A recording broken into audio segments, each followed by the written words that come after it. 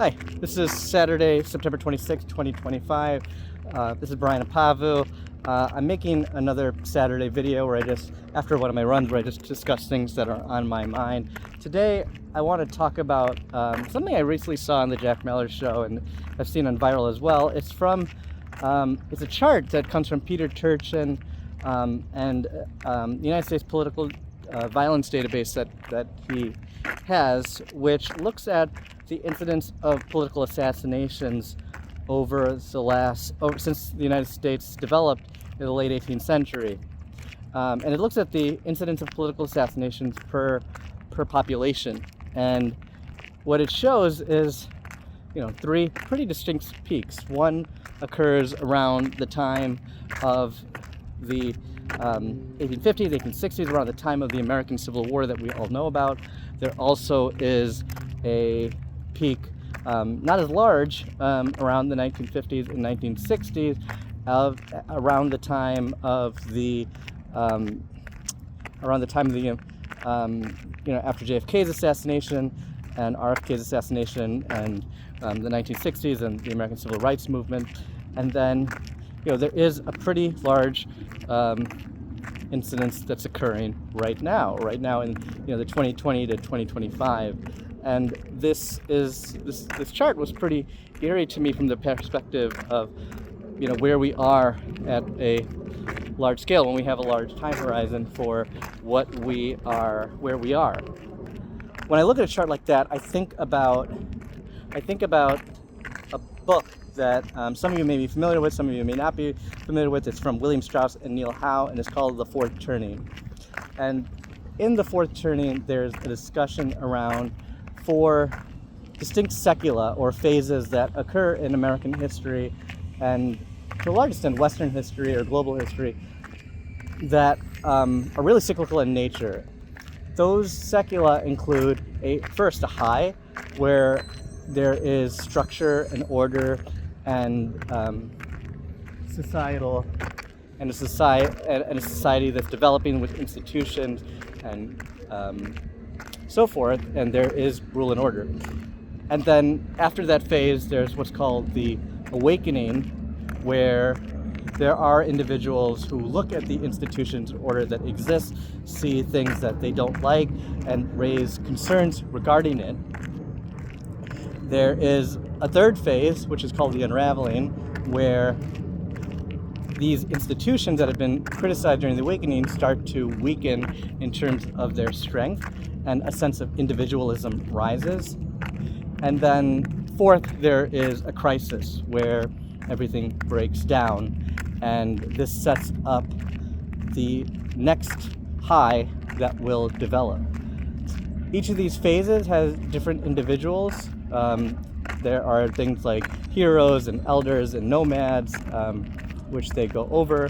And then there also is some pretty consistent patterns in terms of culture, in terms of the structure of institutions, in terms of language, in terms of economics, that seems to dynamically change over time with respect to these social cycles. So this is something that we see in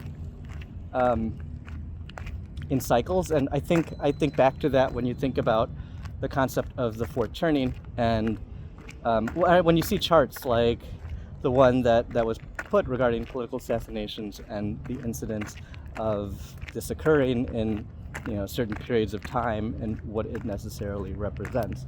If you're familiar with Jordan Peterson's work, he has a number of books, including 12 Rules for Life, 12 More Rules for Life. 12 Rules for Life is an antidote to chaos. 12 More Rules for Life has to do with the benefits of chaos when opposing order. And then you have things like Maps of Meaning. These books really get into this topic at a different level, and looking at it more so in the line of religious texts, and making light of a lot and ancient stories, and making light of it in terms of this balance between chaos and order. And I think when you look at the fourth turning, you can see that there is discussion regarding chaos and order across the secula, and I think for ourselves, we just got to think about this in terms of where we are in society and how we relate to one another. One of the things that William Strauss and Neil Howe talk about in the book is that you can't change the cycle from happening. Each of these cycles will occur: the high, the awakening, the unraveling, and the fourth turning, the crisis. You can change how they manifest, however. Some fourth turnings are violent and destructive and horrific, and others bring about a new order that really is better and makes society better. When I think about the chart that I mentioned, and when I think about the idea of a fourth turning, I can't help but think about like how we relate to each other. We're in a unique period in American history. We are in a unique period in global history. This is where we are right now, and how we act is how we decide what this fourth turning is going to be like. It can be destructive and violent, or it can be constructive toward a better way than what we've had before. One of the issues I think that we have, however, is that we're really focused right now on politics. We really are focused on government and who's in charge. We're not focused on each other and our own communities. When I look at political discourse and when I look at people I know, there are things that I observe. The thing that I identify and observe is that, if you look on social media or you know people and you talk about politics, everybody has all sorts of political opinions, and everybody is in silo chambers where they echo out their own political opinions, and people that support them like what they say, and then people who don't unfollow them, and it leads to more and more isolation, segregated communities, and echo chambers. But we have that world, we have that political world, and then we also have our individual world where we actually work with each other within communities.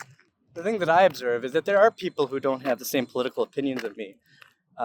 We could disagree completely. And if we were to not know each other and not work with each other, we would be in total disagreement about everything. But it would appear that way. But when we know each other and we interact with each other at an individual level and have our own individual problems that we deal with, whether it be at work, within our own community, we get along.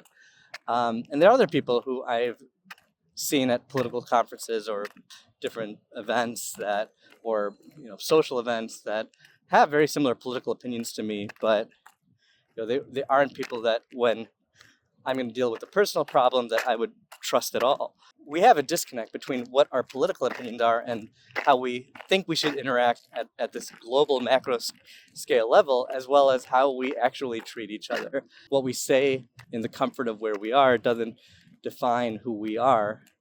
Character is defined of what you do when the chips are down.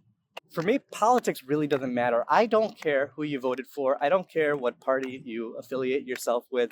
I don't care what you say on social media necessarily, although we use this as a platform to communicate ideas. What I care about is what you do. I define people by their character. Their character is what they do when the chips are down. Your character is what you do in the situations where your resources are limited, but you have to act, and whether you follow your principles or not, and whether you follow the principles that you really align yourself with. When the chips are down, how are you going to treat other individuals? When their chips are down, how are you going to treat them? That's what defines character, not what you say you might do or what globally some people should do out there that you've never met. That's just so conceptual.